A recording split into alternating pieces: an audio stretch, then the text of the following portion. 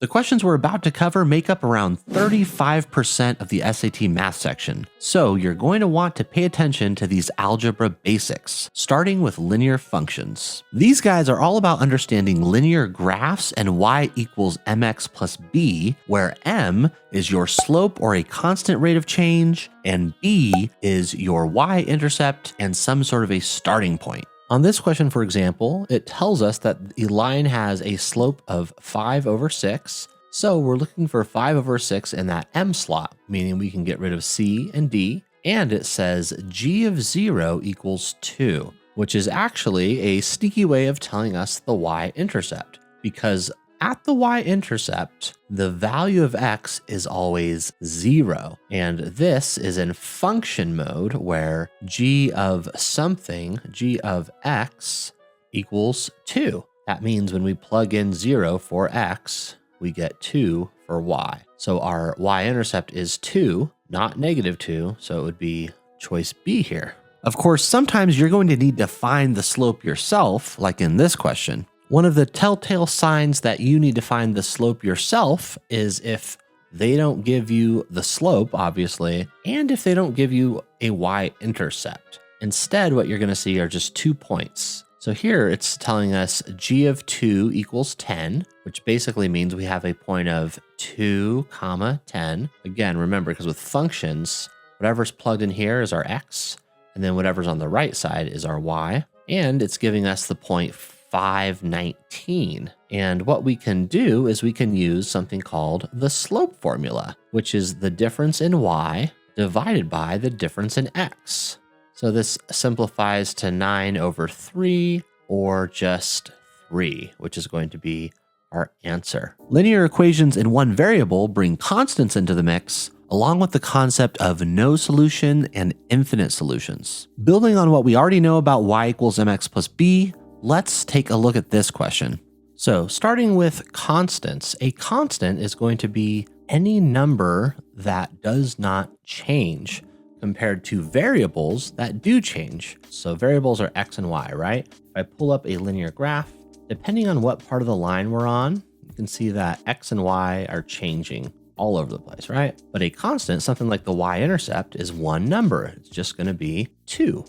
Likewise, the x-intercept is just going to be 2.4 in this case. So anything that is constant simply does not change the way that x and y change. Now, as far as infinite solutions goes, infinite solutions means we have the exact same equation. So if I pull up Desmos again and we have the same equation, I turn this on, that blue line is going to stack right on top of the red line, right? So basically everything about this equation is the same slope, same y-intercept. But what's really cool is if you have no solutions, you will also have the same slope. If I change this to +8, for example, you can see we get 2 parallel lines.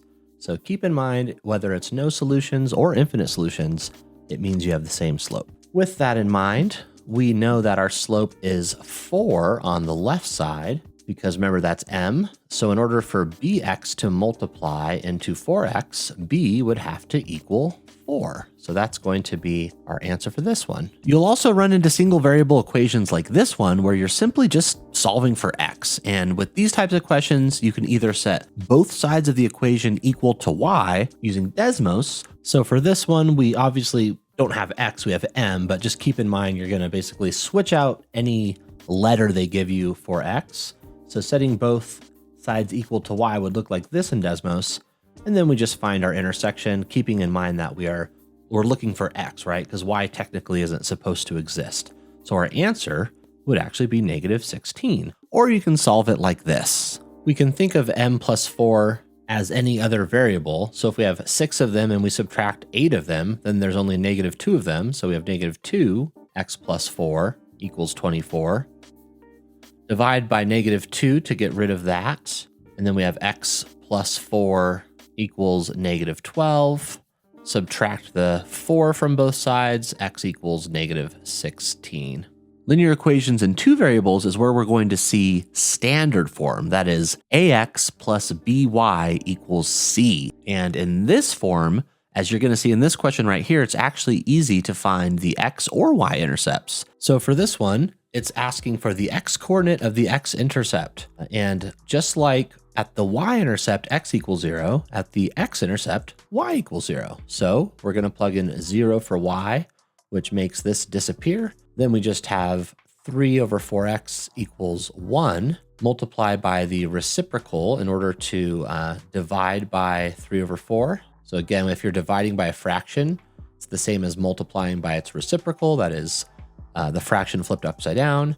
So then our answer is just going to be 4 over 3. This is your obligatory Pomodoro break. This is your obligatory bum.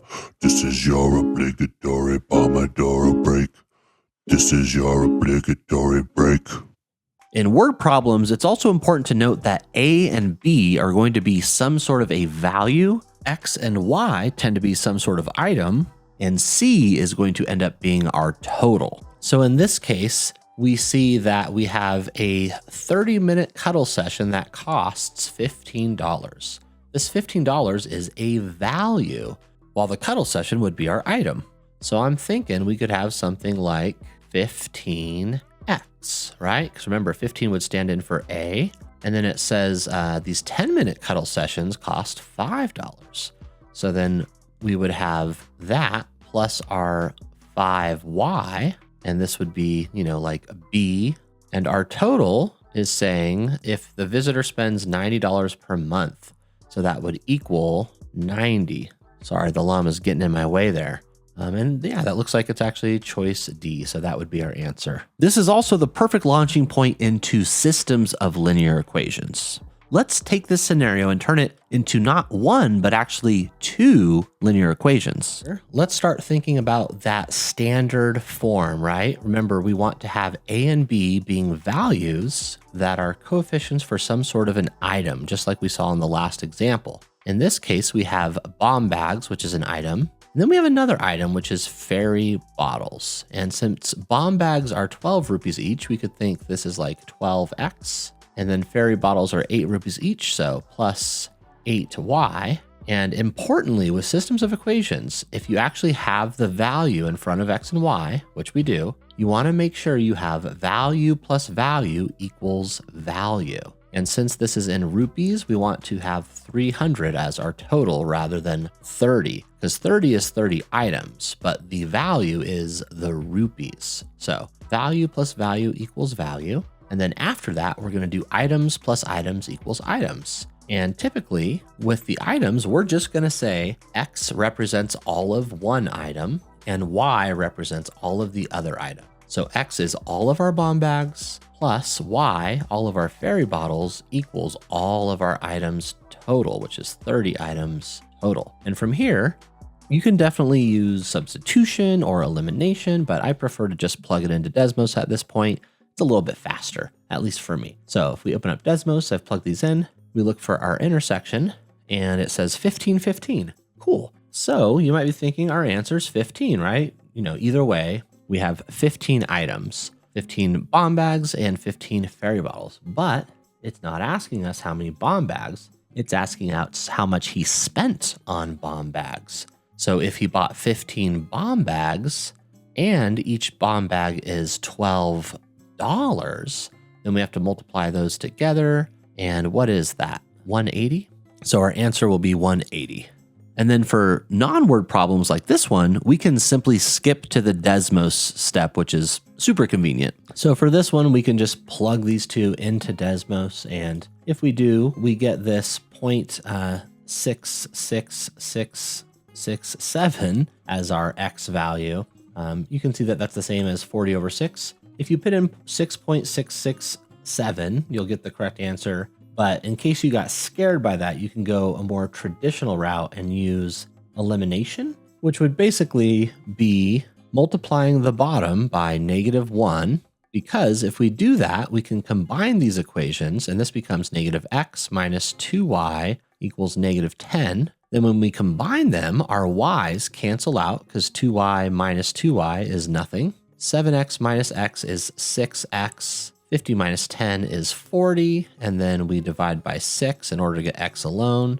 So x equals 40 over 6, which as you can see is going to indeed be that number that we're looking for. So either way, if you put in 40 over 6 as your answer or 6.667, you would get the correct answer for that one. The last concept is linear inequalities, and a lot of these questions will take the concepts that we already know and just transform them into inequalities rather than equations. That said, it's important to keep in mind that some of them are going to give us these turning words into math type questions. And the trick with these kinds of questions is just knowing how to translate words into math. So simply, a number m is going to be m. The word is, and this would include was, were, any form of to be, is equals, at most, well, it just changed it on me. So normally it would be equals, but because it says at most, this is actually an inequality, right? And at most means it's not going to be any higher. So it could be equal to, or it could be less than,